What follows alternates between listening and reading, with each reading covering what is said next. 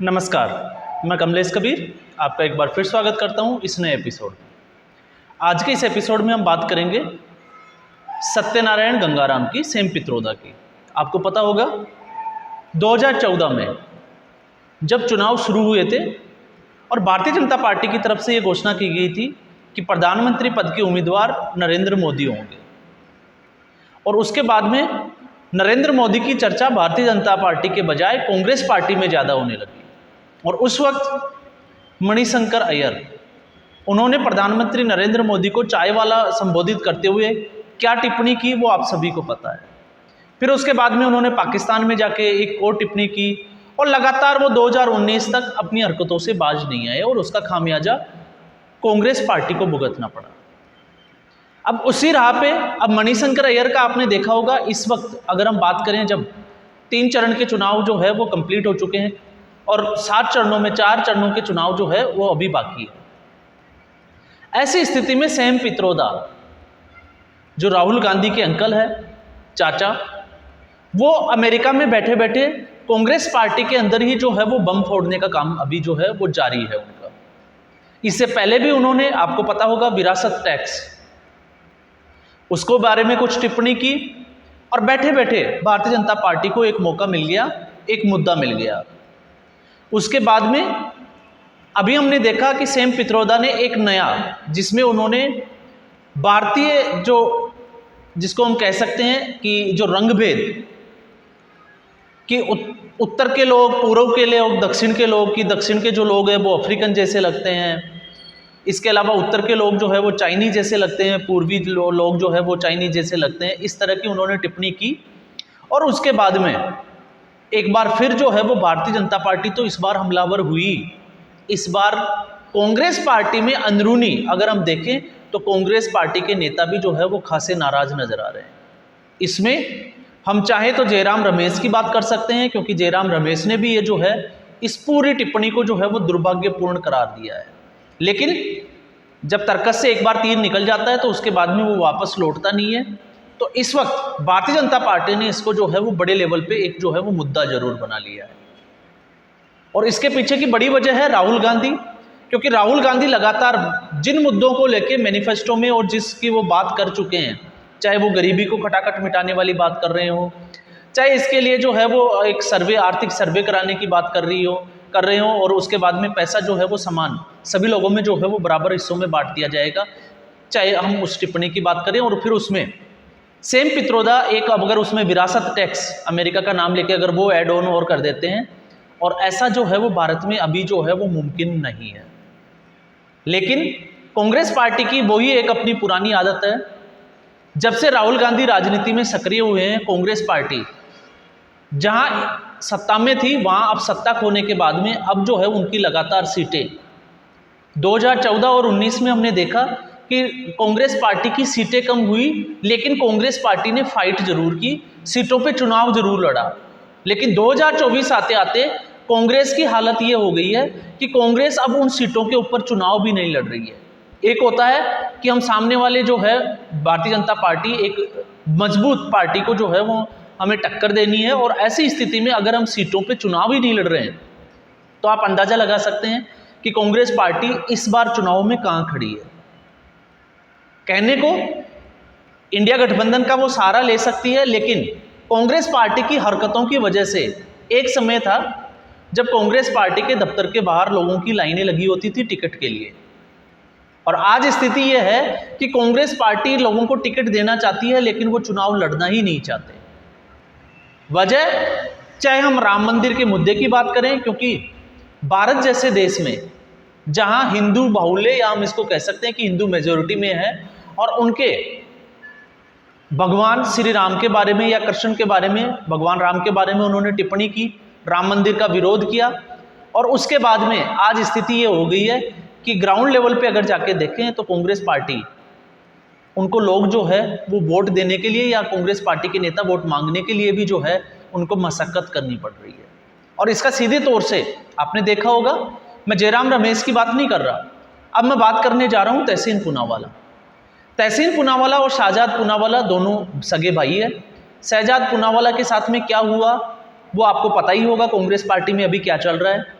ये 2017 की बात कर रहा हूँ, जब शहजाद पूनावाला ने पार्टी छोड़ी। उसके बाद में 2021 में उन्होंने भारतीय जनता पार्टी ज्वाइन कर ली और उनके भाई ने शहजाद पूनावाला से अपने भाई होने का नाता या रिश्ता हम कहें वो भी तोड़ लिया। और वजह क्या थी? वजह यह थी कि गुजरात में उस वक्त चुनाव थे। उस वक्त शहजाद पूनावाला को ऐसी टिप्पणी नहीं करनी चाहिए थी जिससे कांग्रेस पार्टी को नुकसान हो। और आज तहसीन पूनावाला ने इस मामले में भी जो है वो अपनी बात रखी जरूर है। तो क्या कांग्रेस पार्टी के साथ या राहुल गांधी के साथ, क्योंकि सेम पित्रोदा का सीधा कनेक्शन जो है वो राहुल गांधी के साथ है, तो क्या तहसीन पूनावाला राहुल गांधी से नाता तोड़ लेंगे? तो ऐसा तो जो है वो मुमकिन नहीं है। लेकिन तहसीन पूनावाला कांग्रेस पार्टी के प्रवक्ता है और कांग्रेस पार्टी के अभी प्रवक्ताओं की भी अगर हम बात करें तो आपने देखा रोहन गुप्ता, गौरव वल्लभ, इसके अलावा अभी आपने देखा शहजाद पूनावाला पहले ही चले गए थे, राधिका खेड़ा, इन लोगों ने पार्टी छोड़ी और भारतीय जनता पार्टी ज्वाइन की। और सबसे बड़ी वजह क्या होती है? ऐसे मुद्दों के ऊपर या ऐसे वक्तव्य के बाद में इन लोगों को मुश्किल होती है अपनी पार्टी को डिफेंड करने में। और जहां तक पार्टी को डिफेंड करने की बात आती है तो पार्टी को इन लोगों को डिफेंड करना ही पड़ता है। तो लगातार एक के बाद जो है वो एक लिस्ट जो है वो लंबी होती चली जा रही है। और अब भी कयास यही लगाए जा रहे हैं कि बहुत जल्द जो है वो पार्टी के 2-4 बड़े नेता और जो है वो पार्टी छोड़ सकते हैं 7 चरणों तक चुनाव होते होते।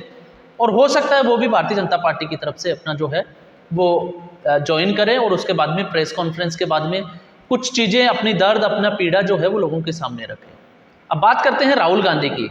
तो राहुल गांधी, सेम पित्रोदा के साथ में हम राहुल गांधी को भी इसलिए जोड़ के देख रहे हैं क्योंकि राहुल गांधी भी जो है वो कभी कॉमेडी करते हैं या फिर अपने ही बिछाए जाल में वो लगातार जो है वो फंसते चले जाते हैं।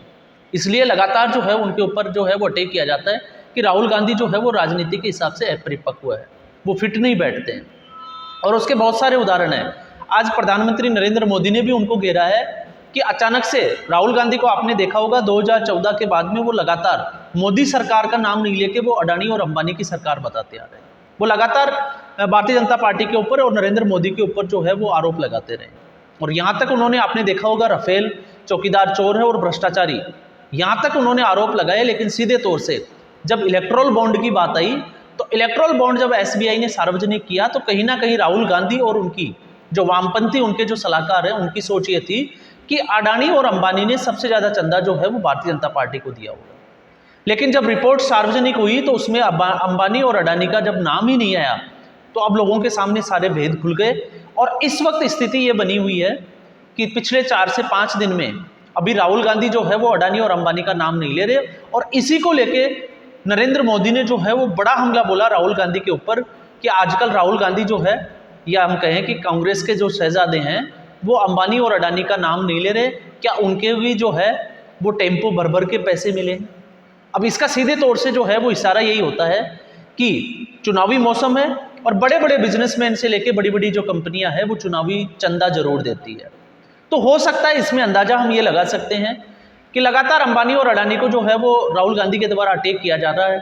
तो ऐसी स्थिति में हो सकता है कांग्रेस पार्टी को चंदा दिया हो, और कांग्रेस पार्टी के खाते वैसे भी फ्रीज है, उन्होंने पहले ही कहा है कि वो चुनाव लड़ नहीं सकते। तो ऐसी स्थिति में अब मामला हकीकत में क्या है, लेकिन बैठे बैठे हम ये कह सकते हैं कि कांग्रेस पार्टी जो है वो लगातार भारतीय जनता पार्टी के पिच पे जाके बैटिंग करने की कोशिश तो करती है, लेकिन उसकी जो स्थिति है वो ठीक नहीं है क्योंकि उनके ओपनर बैट्समैन है वो एक के बाद एक गलतियां जो है वो लगातार करते जा रहे हैं। चाहे वो अमेठी छोड़कर रायबरेली से चुनाव लड़ना, इसके अलावा अंबानी अडानी की हमने बात की, उनके तेलंगाना के चीफ मिनिस्टर जो है वो दूसरे देश में जाते हैं, वहाँ अडानी के साथ उन्होंने जो है वो एक MOU साइन किया। और ये तमाम तरह की, चाहे वो अशोक गहलोत के साथ हो छत्तीसगढ़ के। तो अब लगातार जो है वो जनता को भी यही मैसेज आता है कि कांग्रेस पार्टी में ये लोग जो है वो कुछ कहते कुछ और है और उसके पर्दे के पीछे की सच्चाई जो है वो कुछ और होती है। तो अभी जब 3 चरणों में चुनाव हुए हैं और विपक्ष को ये साफ तौर से दिखाई दे रहा है कि इस चुनाव में उसके लिए कुछ बचा है नहीं, और इसका ये इसलिए जो है वो आकलन किया जा रहा है क्योंकि लगभग आधी से ज़्यादा सीटों पे, लगभग 280-282 सीटों पे जो है वो चुनाव हो चुका है। और ऐसी स्थिति में कांग्रेस, आप निकाल के देखिए कि कांग्रेस पार्टी जो है वो कितनी सीटों पे चुनाव लड़ रही है और उसमें भारतीय जनता पार्टी कितनी सीटों पे चुनाव लड़ रही है, क्योंकि भारतीय जनता पार्टी का भी अपना एक गठबंधन है, NDA गठबंधन। तो दोनों को अगर हम कंपेयर करते हैं तो फिर भारतीय जनता पार्टी कितनी आगे है और कांग्रेस पार्टी जिन क्षेत्रीय दलों के साथ में चुनाव लड़ रहे हैं उनकी स्थिति जो है वो ग्राउंड लेवल पे क्या बनी हुई है। तो दोनों स्थिति कांग्रेस पार्टी के लिए जो है वो एक के बाद एक मुसीबत बनते जा रहे हैं। और ऐसी सिचुएशन में जिसको हम कहें कि जब सब कुछ ठीक भी चल रहा होता है तो कांग्रेस पार्टी जानी जाती है अपने ही नेताओं के द्वारा सेल्फ गोल करने के। और जब उनके नेता सेल्फ गोल करते हैं तो फिर इस पार्टी को कोई नहीं बचा सकता। लगता है ऐसे हैं जैसे इन लोगों ने एक ठेका ले रखा है कि हम कांग्रेस पार्टी को इस देश से जो है वो ख़त्म करके ही मानेंगे, चाहे वो फिर गांधी परिवार की बात करें, चाहे फिर इनके वामपंथी जो विचारधारा के जो लोग कांग्रेस पार्टी में शामिल हो गए हैं उन लोगों की हम बात कर सकते हैं। तो आज के एपिसोड में उम्मीद करूंगा आपको ये एपिसोड जो है वो पसंद आया होगा। आप वीडियो को लाइक करें, शेयर करें और चैनल जरूर सब्सक्राइब करें। नमस्कार, धन्यवाद।